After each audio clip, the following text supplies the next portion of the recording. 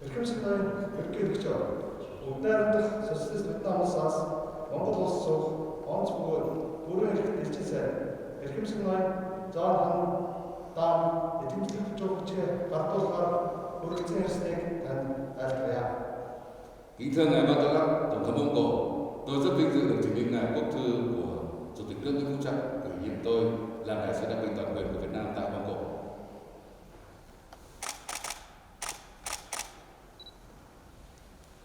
Угдайрах социалист Вьетнам улсаас Монгол суух элчин сайдын эдгэмжлэг зөвчөж хүлээн авлаа.